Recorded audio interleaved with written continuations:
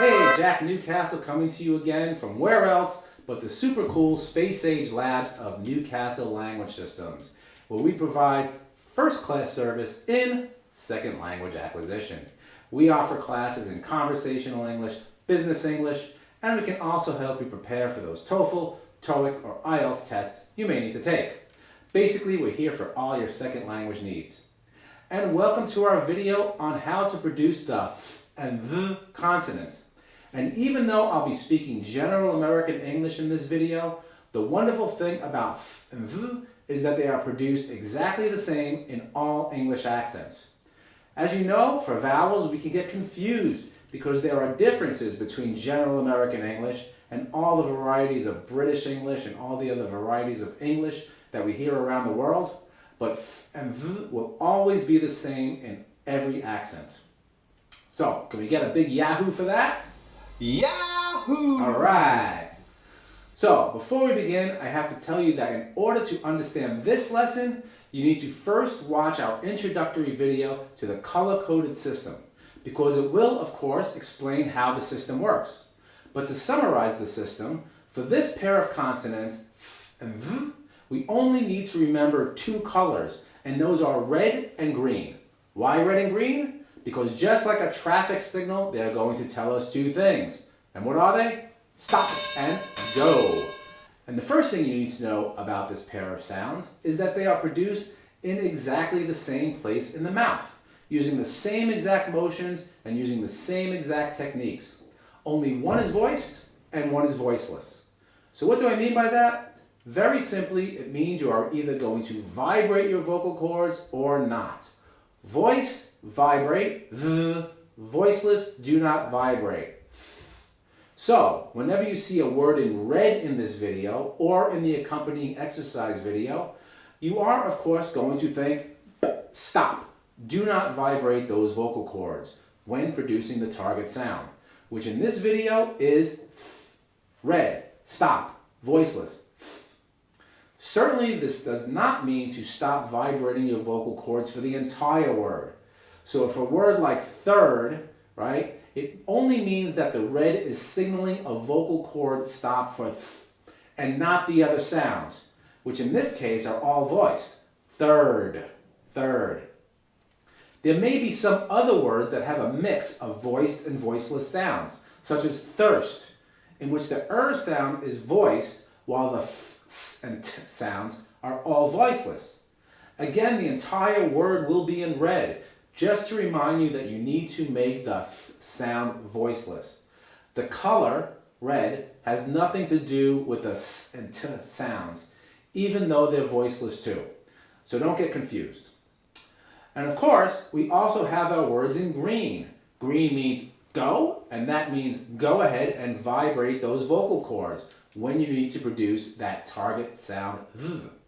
And again, it doesn't mean you are to voice every sound in the word, only that you really need to remember to voice that th sound. I hope that's clear. One more time. Red, stop, voiceless, th. Green, go, voiced, th. Okay, so now that we understand how the color system works, let's talk about the sounds themselves. If you've been speaking English for a number of years, you probably know by now that the th and th sounds that we hear at the start of words like thin and this, respectively, are usually very difficult for learners to produce. This is because these two sounds, which we call interdental fricatives, are only found in about 10% of the world's languages. This means that out of the 7,000 languages we have in the world today, only about 700 of them use these sounds. Additionally, since the 1970s or so, language instruction has largely ignored pronunciation in the classroom. It's felt that class time is better spent teaching students how to communicate their ideas rather than producing the sounds 100% correctly. And while we at Newcastle Language Systems generally agree with this approach, it does present a problem to students who later want to add these sounds to their set of language skills, such as yourselves. The problem is what is known as fossilization, which means that after years of producing a sound one way, It is very, very difficult for the brain to send new signals to the articulators, meaning the tongue, the lips, the muscles, all the vocal cords we use, everything we need in speech, to produce the sound in another way.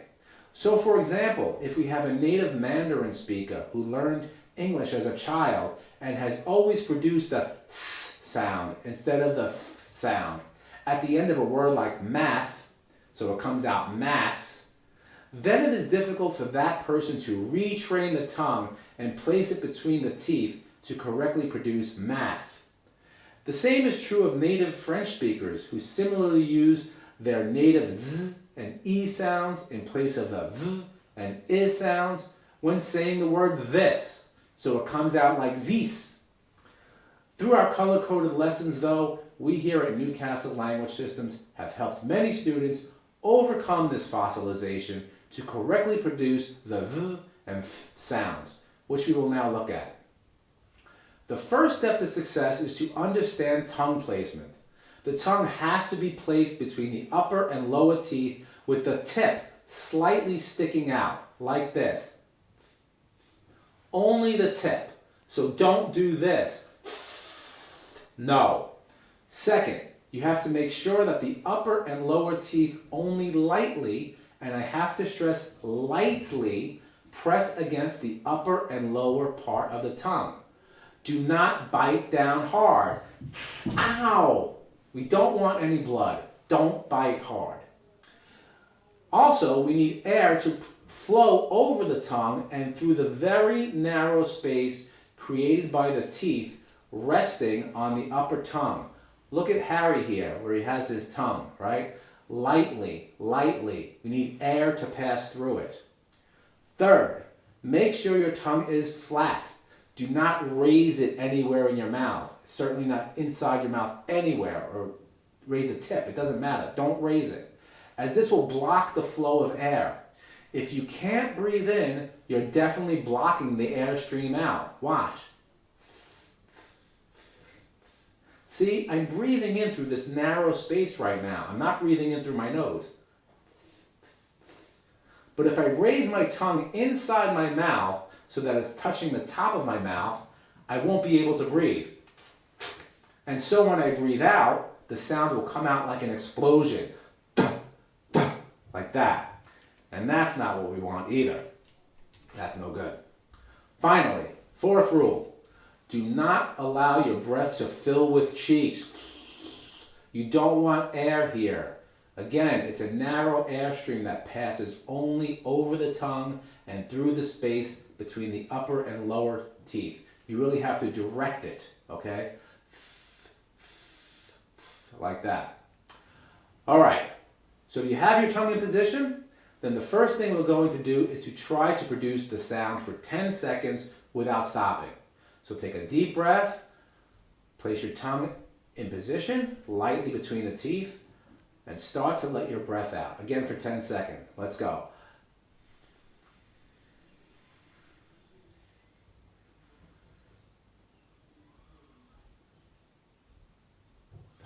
Okay, stop. Were you able to do it? Was it a nice, even airstream? Let's try it one more time. Take a deep breath, tongue lightly between teeth, and breathe out.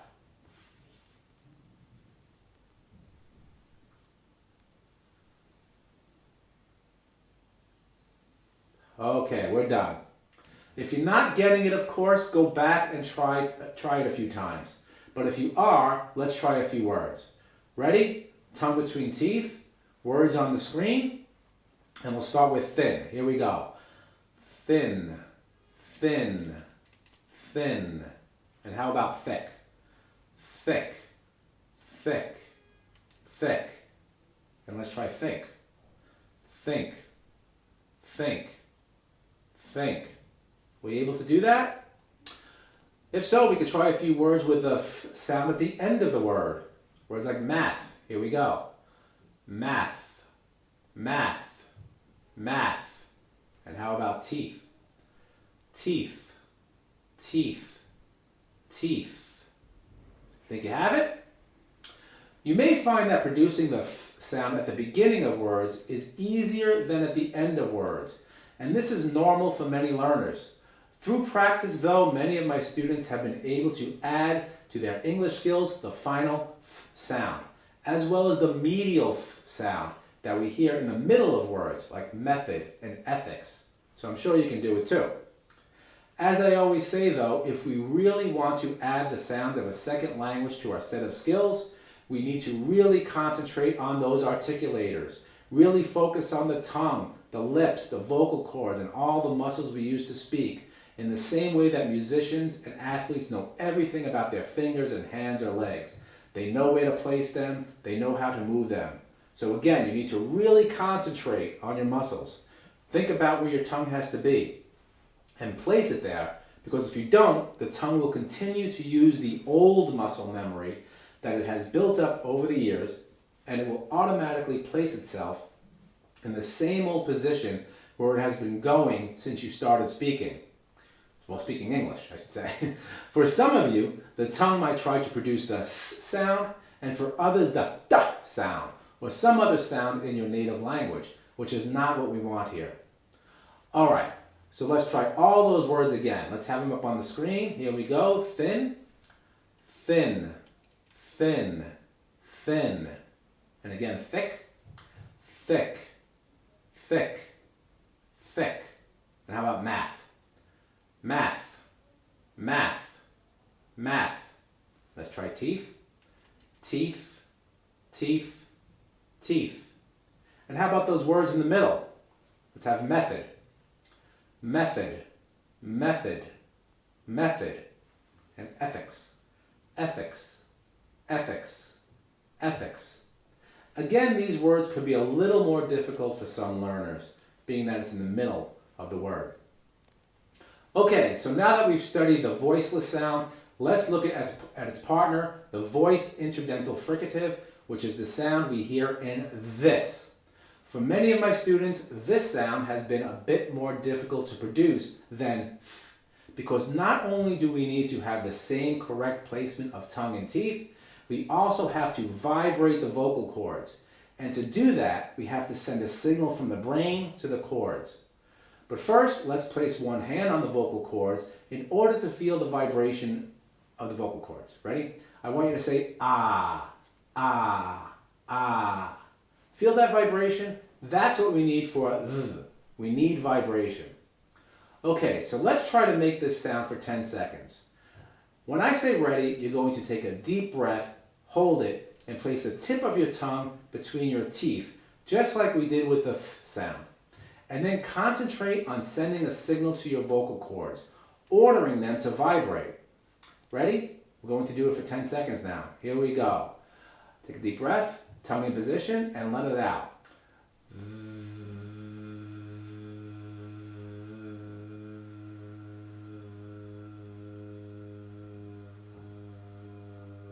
And stop. Were you able to do it? Were you able to do it? Were you able to do it? Some of you might have had some trouble continuously keeping the vocal cords vibrating for the full 10 seconds. The muscles aren't accustomed to making those vibrations while producing the sound, and the relationship between the brain and all the muscles is very complicated here. So the vocal cords might start and stop and start again, and you really have to concentrate hard to keep them going. All right, so let's try it again for another 10 seconds.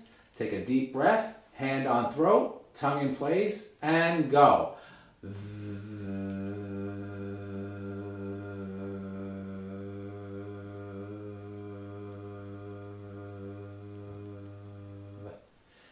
If you're doing it correctly, you should feel that vibration even on your tongue, as your tongue will be doing this. All right, you'll feel it vibrating between your teeth. All right, so I do have another exercise to help you here. And the first thing we're going to do is place our tongues on the edge of our lower teeth, like this. Ah, like that. So that just the very tip is hanging over the edge. Now open your mouth wide to say ah. Ah, right? Take a breath. Ah. And the tip of the tongue again is on the edge of the teeth. And as you say ah, I want you to start raising your jaw. All the time keeping your tongue in place. Keep it on the edge of your teeth. Eventually, the top of your tongue is going to meet your upper teeth.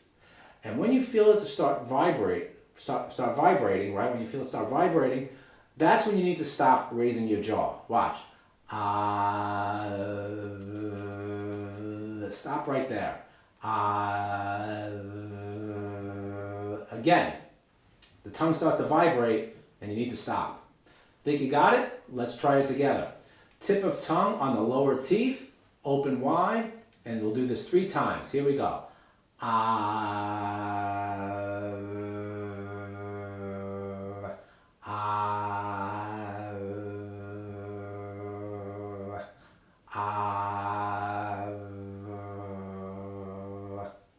This is a really good way to train your vocal cords to vibrate. So try to do this exercise 3 or 4 times per day, just when you're cleaning house, washing your dishes, or doing your laundry. It's really going to help. Okay, so let's try a few words with the V sound now. And a funny thing about English is that while V is a very common sound in the middle of words, it's not a very common sound at the beginning or at the end of words. In fact, there are only about 20 words that begin with the V sound. But the problem for learners is that these words happen to be some of the most commonly used words in English. Words like the, and this, and that. And if you're using z or d to say these sounds, to produce these sounds, instead of the, your accent's going to sound foreign. So let's start with the most common word in the English language, and of course, that is the. Ready? Place the tip of your tongue between your teeth, vibrate those vocal cords, and say the. Take it slowly. During these exercises, we need to exaggerate in order to retrain the tongue and overwrite that muscle memory that wants to produce the z or d sounds. So let's try it again. Be sure your tongue is lightly placed between your teeth, you're vibrating your vocal cords, and that the air is only passing over the tongue, right? And don't fill your cheeks up, okay? Let's try the again. Here we go. The. And now how about this? This. And let's do that. That. If you've been working through our exercises on the front vowels, one good exercise to practice both the front vowels and the V sound at the same time is to say the following 5 words in this exact order. These, this, they, them, that. One more time. These, this, they, them, that. To those of you who have been working on the front vowels, you will notice that these 5 words contain those 5 vowels. And this exercise will help us think about that staircase that I talked about in the 5 vowel lesson, right? One more time, these, this, they, them, that. Again, do this exercise while you're cleaning the house, walking the dog, or during any simple activity where you really don't need to concentrate. 3 or 4 times each day for 30 seconds a day is all it takes, and you will eventually retrain your muscles. Okay, so as I said, there are very few words in the English language that actually end with the V sound, a few of them being breathe and smooth, so we really don't have to worry about them too much. However, the sound is very common in the middle of words, words like mother and brother and weather, which we will now try. And here I should point out that all of the sounds within these words are voiced, so all you have to remember is to keep those vocal cords vibrating, right, throughout the entire word. How do we do that? Put your hand here on your vocal cords, all right? And let's try the first word. Here we go. Mother. Ready? Mother. Your vocal cords should be vibrating through the entire word. They should never stop. Again, mother. And let's do brother.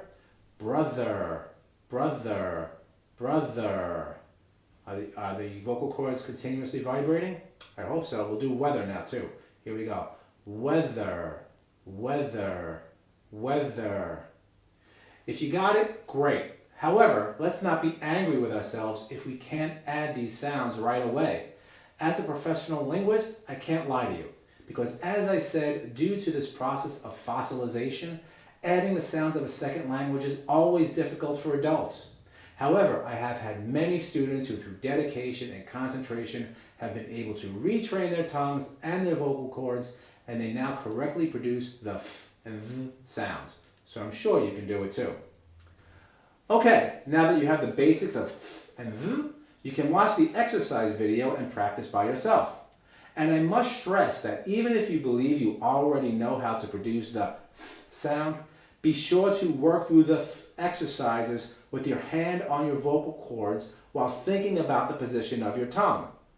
Again, in this way, when you begin to practice the v sound, you will know where your tongue should be, and you will also be able to feel whether those vocal cords are vibrating or not.